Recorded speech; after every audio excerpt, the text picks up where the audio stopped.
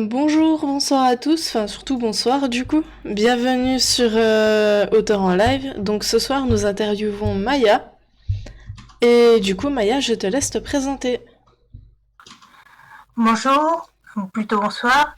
Moi je suis artiste-auteur parce que je suis à la fois artiste peintre et puis je suis aussi autrice.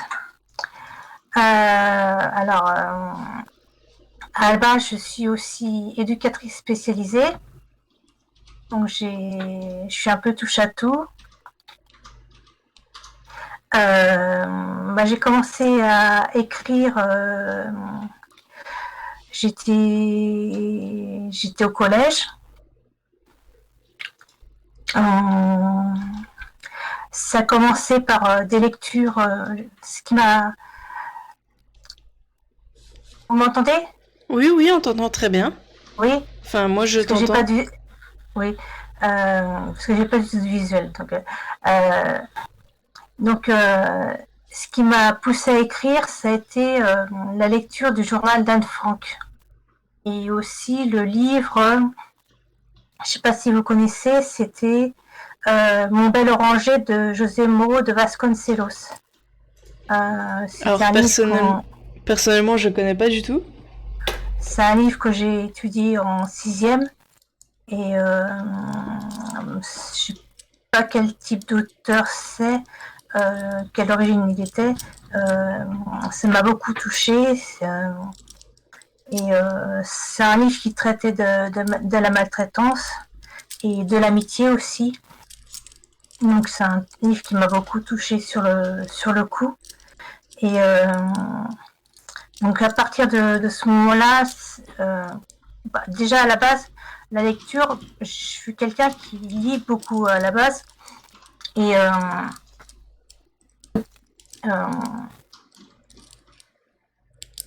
et désolée, mais j'ai pas l'habitude de faire des interviews. Pas de Euh, souci. Tu et, préfères peut-être que je te pose des questions? C'est comme tu veux. euh, Comment dire, je suis quelqu'un qui lit beaucoup, mais je suis quelqu'un d'assez timide aussi. J'ai à la base pas beaucoup d'amis et au collège j'étais souvent isolée dans mon coin à lire et à écrire et les gens me cataloguaient d'assez bizarre. J'étais toujours dans les pattes des professeurs, je leur montrais souvent mes écrits et on me poussait souvent à écrire justement. Et c'est quelque chose que j'ai poussé à faire justement. Donc j'ai D'accord. persévéré. C'est quelque chose que j'ai persévéré que j'ai persévéré justement à fond parce que je savais qu'il y avait quelque chose à approfondir à ce niveau-là. Euh, je pense il y avait quelque chose à dire. Je sais pas comment expliquer ça. Euh, je savais qu'il y avait quelque chose à dire, mais je savais pas quoi. D'accord. Euh, c'est alors c'est à la lecture du journal d'enfant que je me suis dit il y a sûrement des choses à dire sur moi et j'ai commencé à écrire mon journal intime et ça m'a permis de prendre du recul sur mon propre vécu et au fur et à mesure que j'écrivais je me suis rendu compte que dans mon propre vécu il y avait des choses qui s'étaient passées qui n'étaient pas normales. Donc, D'accord.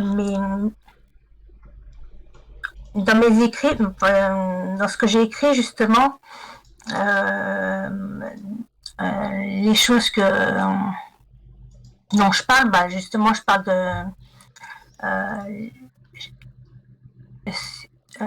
j'ai écrit des autobiographies, j'ai écrit des romans, Et ça parle de choses qui sont pas très simples à dire. Et ça sert à alerter le public sur des choses qui sont des faits de société dont on parle actuellement, justement. D'accord. On est en plein dedans, justement, comme dont on parle comme les faits actuels dont on parle Camille Kouchner.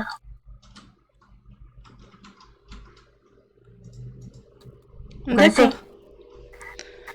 Euh, Et du coup, si je me trompe pas, tu es auto-édité? Pour l'instant, je suis auto-éditée, oui. Et du coup, pourquoi avoir choisi l'auto-édition? Bah, en attendant de trouver un vrai éditeur. D'accord.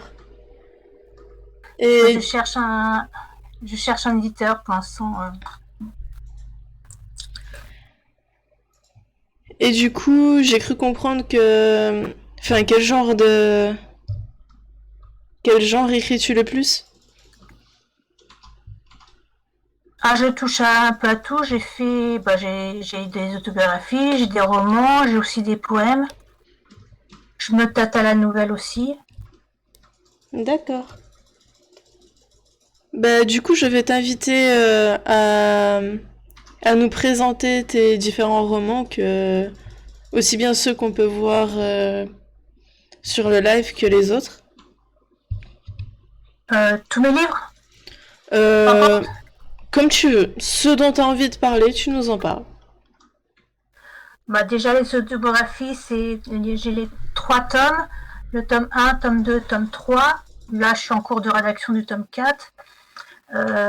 Les 3 premiers tomes parlent de la maltraitance à la bipolarité, et ça parle du handicap aussi, que ce soit bipolarité à l'autisme, parce qu'en fait, je traite la maltraitance par le biais du handicap. Parce que en fait, on parle de la maltraitance et de l'inceste, mais on parle pas de ça quand c'est fait sur des personnes handicapées. D'accord. Euh, on parle beaucoup enfin actuellement on parle de ça, mais on parle pas des dégâts quand c'est fait sur des personnes handicapées, parce qu'en fait les personnes handicapées ce sont des personnes qui sont facilement manipulables, et ça fait des dégâts, et comment dire, les conséquences de ces abus euh, sont pris à tort comme des symptômes de leur handicap. Donc on pense que les, les symptômes de leur handicap sont en fait juste, comment expliquer ça, sont juste des symptômes de leur handicap, et pas forcément des symptômes des abus qu'ils ont subis. Et donc on pense pas qu'ils ont subi des abus. Enfin, je sais pas si je me fais comprendre. Donc Je te comprends personnellement, je pense que dans le chat un petit peu aussi. et donc il y a plein de personnes. Il y a eu des chiffres récemment qui ont été révélés aux informations, qui disent qu'une personne sur 10 qui disent avoir été victime d'inceste. Et en fait, je pense que les chiffres sont erronés, parce qu'on ne prend pas en compte les personnes handicapées qui, eux, il y en a beaucoup qui ne parlent pas. Et je suis sûre que les chiffres sont encore plus graves. Hmm. Parce qu'il y a beaucoup de personnes autistes qui sont mutiques. Et enfin, moi, je pense que les chiffres sont encore plus dramatiques que ça. Donc, les livres dont je parle dénoncent un peu ça aussi. Donc, Donc moi j'ai les trois premiers tomes qui parlent de ça. Le quatrième livre, ça parle aussi d'une des conséquences qui est l'anorexie, parce qu'on parle de l'anorexie il y a des autistes qui sont anorexiques. Dans mon livre, parce que moi j'ai été anorexique, et donc je traite de l'anorexie comme toute personne anorexique, mais dans mon livre j'ai fait différents chapitres où je parle de l'anorexie adulte, l'anorexie avec la sensation du vide, l'anorexie en lien avec la mère, parce que ma mère était manipulatrice aussi, donc le lien avec les abus sexuels. Enfin, je fais différents chapitres où je détaille, je fais toute une réflexion avec en lien avec le passé, en lien avec les handicaps. Je détaille plein de choses. D'accord. Donc, c'est pas que tiens, j'ai perdu 2 kilos, j'ai mangé ça. C'est pas qu'un détail de ce que j'ai mangé. C'est une réflexion autour de plein de choses. Donc celui-là, c'est le livre à fleur de peau. D'accord. Et Donc, du coup, je suppose que le tome 2, c'est une mère au bord de la folie? alors, tome 1, c'est Je ne vous appartiens pas, de la maltraitance à la bipolarité. D'accord. Le tome 2, c'est Une mère au bord de la folie, c'est la bipolarité au quotidien. Le D'accord. tome 3, le tome 3, c'est Une famille atypique, où là, ça traite un peu plus de l'autisme. À fleur de peau, ça traite de l'anorexie. D'accord. Après, ça, c'est les 4 premiers livres que j'ai affichés en présentation. Après, j'ai fait d'autres livres. J'en ai un qui s'intitule Le venin ou l'abandon d'une mère. Et là, c'est plus spécifique à la manipulation de ma mère. Parce que j'ai découvert que ma mère était une manipulatrice. Parce qu'en fait, mon beau-père était un beau-père incestueux. Et dans beaucoup de cas, et là, ça se retrouve beaucoup. La mère est complice et ferme les yeux. Et dans beaucoup de cas, on retrouve on découvre que, comment dire, que la mère fait la politique de l'autruche et se met aux côtés de l'agresseur et il met sa fille comme étant la coupable plutôt que la victime. Enfin, elle fait le choix d'être aux côtés du vrai coupable plutôt de la victime. D'accord. Moi, elle m'a carrément traité de tous les noms en disant que, en gros, j'étais folle, quoi. Elle m'a dit que j'étais bonne pour l'asile psychiatrique. Elle m'a limite dit que j'aurais mieux fait de me suicider, quoi. Donc voilà. Donc dans ce livre, je dénonce sa manipulation. Enfin, je parle des manipulateurs parce que je prends des exemples sur des livres qui parlent des manipulateurs. Parce qu'il y a tout un schéma au niveau des manipulateurs. Donc je fais référence à plusieurs livres. Donc celui-là, c'est Le venin ou l'abandon d'une mère. D'accord. Alors après, j'ai écrit plusieurs romans. Alors, certains romans ont un côté un peu ésotérique, parce que j'aime bien l'ésotérisme aussi. Alors, le premier roman que j'ai écrit, je l'ai commencé quand j'étais adolescente. Après, j'ai mis longtemps avant de le finir. Je l'ai terminé que l'année dernière. Donc je l'ai commencé, je devais avoir 14 ans. Là j'en ai 40, donc je l'ai terminé l'année dernière. Effectivement. Il a mis longtemps à mûrir. Et ça m'arrive des fois de temps en temps de me dire ah, il faudrait peut-être que je peaufine encore un peu. Je suis toujours en train de peaufiner mes romans. Je me dis ah, je pourrais peut-être rajouter un petit truc. Oh, je pourrais peut-être changer encore un truc. Je crois qu'on est tous un peu comme ça. Donc je suis toujours en train de changer quelques détails. Donc ils sont toujours sur un peu les mêmes thèmes, des sujets de drames familiaux.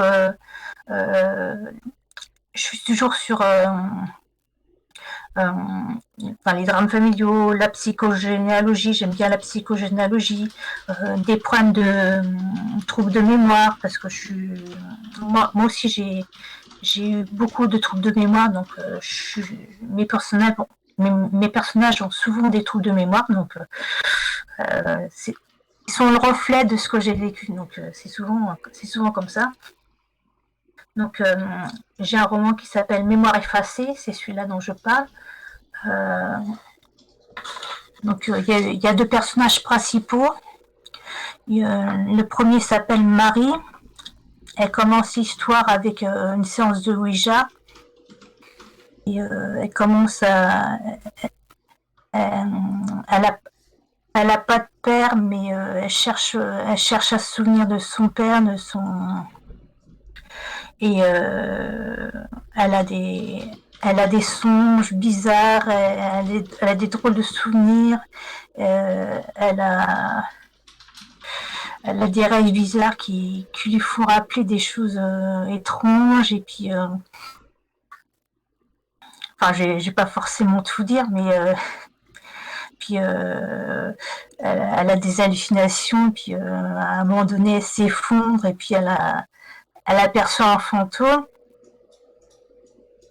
Et puis après, on passe à un autre personnage qui s'appelle Sarah. Et Sarah, elle se bat. Sarah, elle a de mauvais rapports avec son beau-père. On le saura un peu plus tard pourquoi. Et Marie et Sarah ont un lien, mais vous le saurez plus tard. Marie et Sarah ont un lien bien spécifique, et donc ça s'appelle Mémoire effacée. D'accord. Bon, le sous-titre c'est L'amour d'une sœur, donc il y a une histoire d'amour à l'intérieur, donc. D'accord. Le deuxième roman, c'est Le combat pour les libertés. Alors là, c'est plutôt une histoire une fille qui n'est pas aimée de sa mère. Sa mère a un problème psychologique, elle est malade, on ne sait pas pourquoi elle est malade, on ne sait pas trop ce qu'elle a, si elle est borderline ou quoi.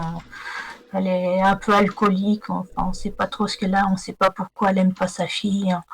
Il y a des appels, il y a des retours en arrière de passage de l'histoire de la mère, avec le défilement de la vie de la fille. Donc il y a des allers-retours à l'intérieur de l'histoire. Donc la fille se sent piégée par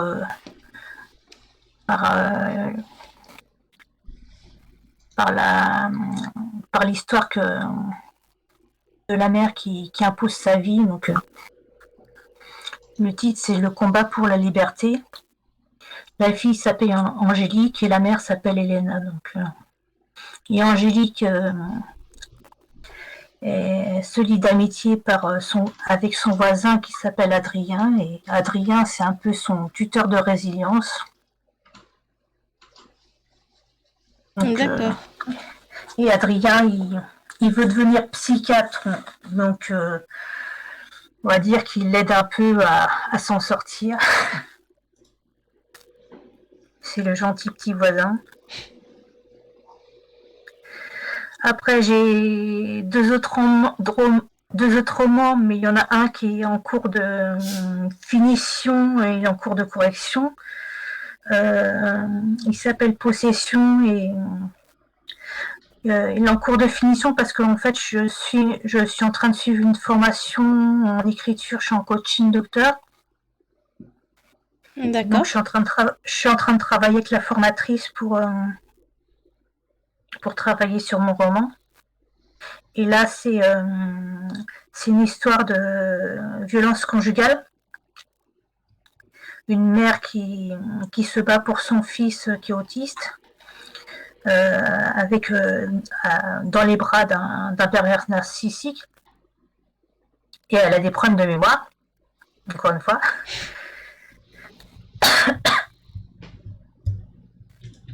Et, ouais, elle se souvient pas comment sont morts ses parents. Et c'est à travers sa relation avec son mari qu'elle découvrira comment sont morts ses parents. Parce qu'il y a un rappel à travers sa relation avec son mari. Elle se rappelle comment sont morts ses parents. Il y a un effet miroir. Donc on saura à la fin comment sont morts ses parents. D'accord. Et ça s'appelle Possession. Et le dernier, ça s'appelle Je te vois. Là c'est un côté un peu ésotérique. Parce que c'est une fille qui a des dons de voyance. Elle a une mission qu'elle a vue à travers... comment dire? En fait, elle s'appelle Mylène. Et... elle a fait une chute d'un arbre, c'est suite à une crise d'épilepsie. Mais elle est sûre qu'elle a des dons de voyance. Donc, dès qu'elle touche une personne, elle a des visions. Donc, elle est certaine qu'elle n'est pas épileptique, mais elle est certaine qu'elle est une visionnaire. Donc, dès qu'elle touche des gens, elle voit des choses et elle est sûre qu'elle a un don et qu'elle a une mission. Et puis elle rencontre un enfant qui s'appelle Benjamin et elle a la sensation qu'elle doit l'aider. Et puis peu, elle se lie d'amitié avec cet enfant. Et ils grandissent ensemble. Et elle sent en lui un drame, je ne sais pas comment expliquer ça, mais elle sent qu'il va lui arriver quelque chose de grave. Elle n'arrive pas à parvenir à définir ce qui... comment dire... Il y a une menace qui pèse sur lui.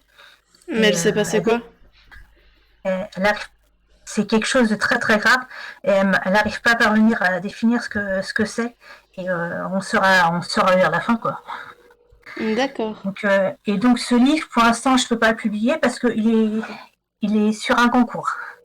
D'accord. Donc voilà, c'est les 4 romans que j'ai écrits. Et après j'ai les 2 recueils de poèmes que j'ai publiés. Et du coup, est-ce que tu as des projets pour 2021? Ah bah des projets, j'en ai plein. J'en ai toujours plein, j'ai plein d'idées de romans, donc ça en fait sur internet, je sais pas si vous connaissez Google Doc. Oui. Google Doc, dès que j'ai une idée, je rajoute une page sur Google Doc et puis je note une idée. J'ai plein de pages sur Google Doc, dès que j'ai une idée, je rajoute une page et je note pour chaque roman, je rajoute une page et je fais défiler je fais une page par roman, donc voilà. D'accord. Et je rajoute des trucs à chaque fois, donc j'ai plein d'idées de romans à chaque fois, donc j'en ai des tonnes, des idées des idées de nouvelles. Je fais des concours de nouvelles, donc j'ai des idées pour des livres en lien avec la psychogénéalogie, parce que j'ai un livre un peu plus tiré côté historique aussi. Oui, j'ai plein d'idées de romans, donc ça j'en ai l'appel. D'accord. Et du coup, est-ce que tu as un conseil à donner pour les personnes qui souhaitent se lancer dans l'écriture et potentiellement dans l'auto-édition? Déjà beaucoup lire, mais de toute façon de trouver l'inspiration, il suffit de regarder autour de soi, puiser dans le quotidien. Il y a plein de choses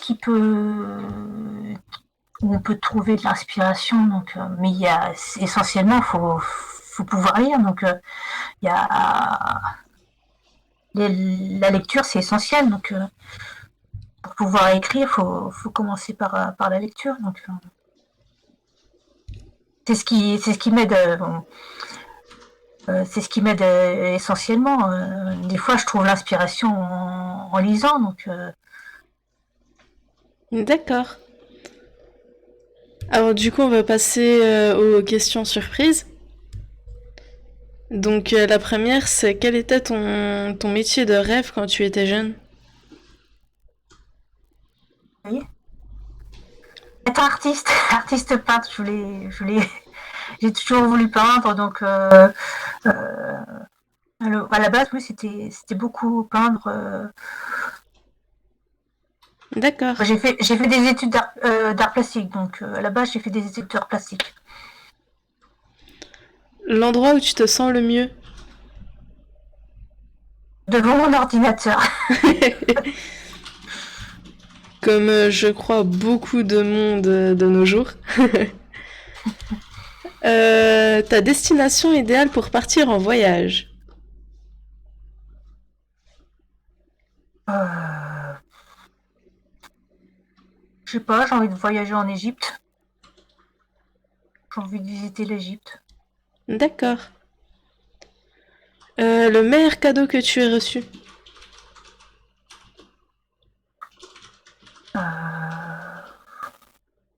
Qu'est-ce que j'ai reçu de meilleur? Très bonne question. Alors là, c'est une colle.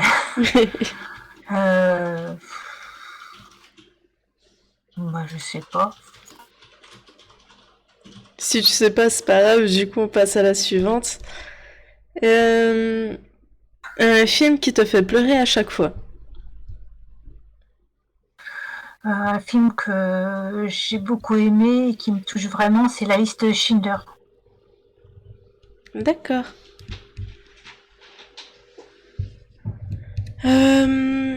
Du coup, c'est ici que nous allons dire au revoir à notre public de YouTube.